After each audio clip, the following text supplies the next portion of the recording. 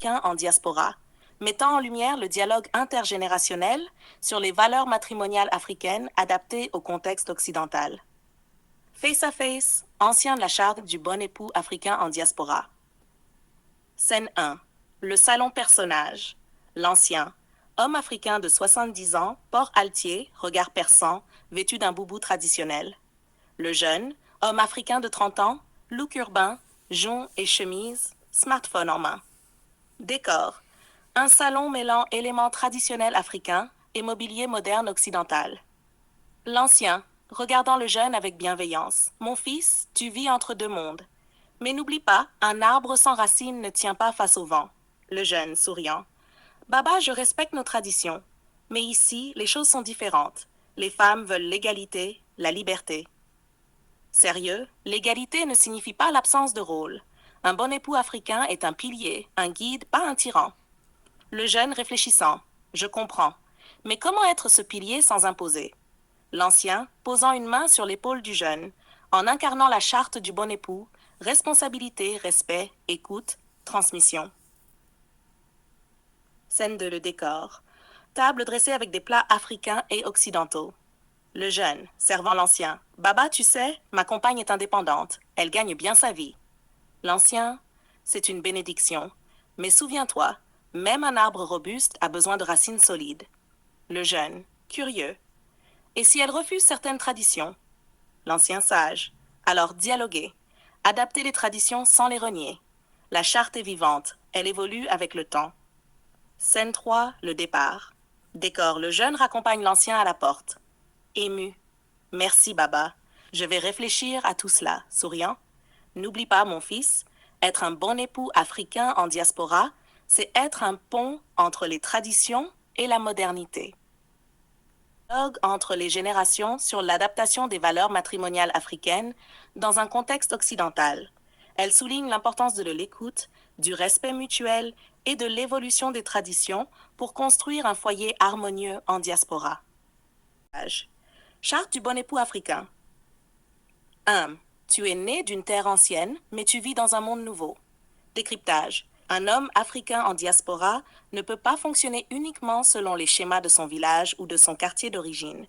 Il doit intégrer les codes du monde dans lequel il évolue, sans trahir son essence. Il n'est pas en exil, il est en mission. Open quote. Être un homme africain en Occident, ce n'est pas survivre. C'est porter deux héritages en tension et en cohérence. Close quote. 2. Il n'élève pas la voix pour se faire obéir, il élève la vision pour que tout le foyer suive naturellement. Décryptage de l'autorité n'est plus une question de domination, mais de direction claire. La force brute ne suffit plus. Il faut inspirer et non imposer. En diaspora, la femme a souvent plus de droits légaux, plus de soutien institutionnel. L'homme qui crie perd. Celui qui pense gagne. Open quote, leadership moderne, vision plus stabilité, exemple. Close quote. 3. Il ne veut pas seulement être aimé, il veut que sa femme et ses enfants soient sécurisés émotionnellement, financièrement et symboliquement. Décryptage. L'amour ne suffit pas s'il n'est pas incarné dans des actes visibles et des structures solides. Il doit créer un environnement stable où l'on peut respirer, grandir, rêver. L'homme de diaspora bâtit plus qu'un foyer. Il bâtit une enclave de paix dans un monde instable. Open quote. Il ne vient pas juste habiter un toit. Il devient l'ossature de ce toit. Close quote. 4. Ma femme n'a pas besoin d'être petite pour que je sois grand. Décryptage. Fin de la rivalité homme-femme. Un bon époux africain moderne célèbre la grandeur de sa femme parce qu'elle rejaillit sur lui.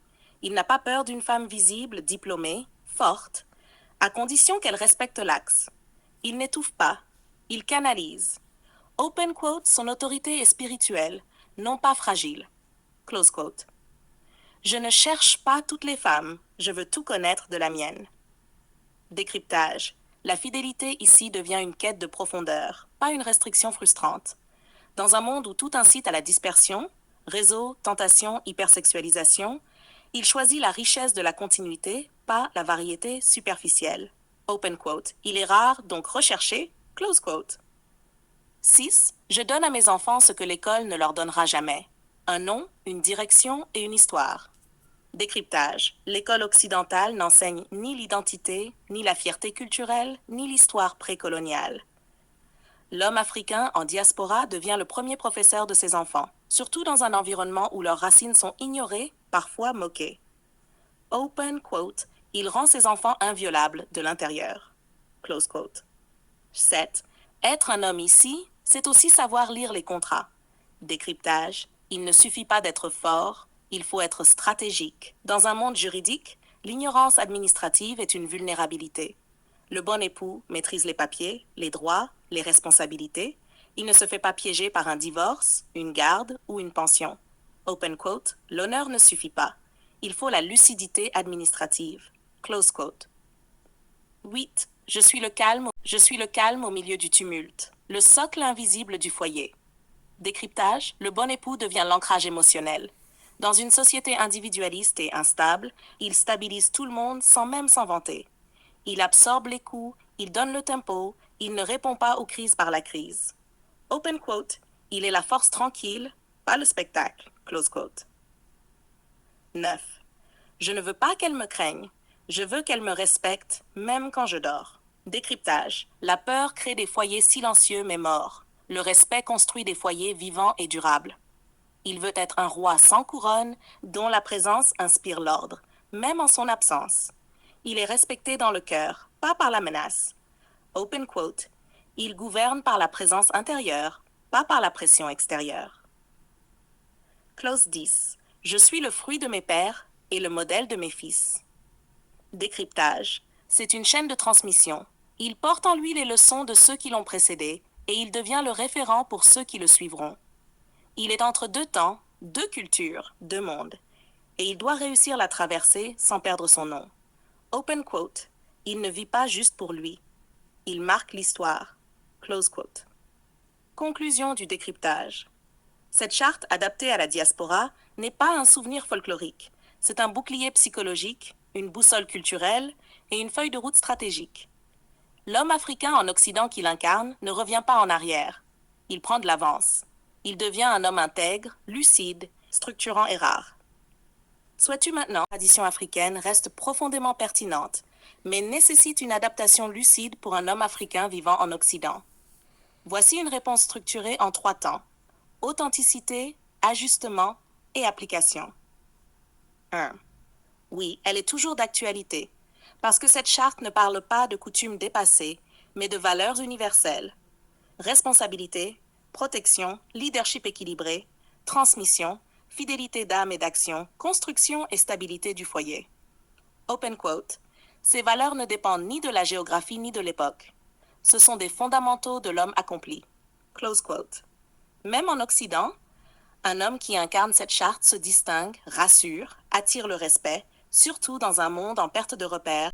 Le leadership ne se crie pas, il s'exerce dans l'écoute, la stratégie familiale, la planification à long terme. La fidélité s'élargit. Elle inclut aussi la loyauté émotionnelle, l'investissement psychologique. La gestion du foyer devient collaborative. La femme a aussi une voix, une carrière, une ambition, et l'homme africain moderne ne la freine pas, il la cadre avec elle. Les traditions doivent dialoguer avec la modernité. Le respect des ancêtres et des rites ne doit pas exclure l'ouverture au monde. Open quote. La sagesse africaine n'est pas figée. Elle est vivante, mobile, intelligente. Close quote. 3. Elle devient même une arme silencieuse. En Occident, beaucoup d'hommes perdent leur colonne vertébrale face à la pression sociale, aux contradictions féministes radicales ou à l'hypermodernité. Un homme africain ancré dans sa charte, mais souple dans sa posture, devient un homme rare.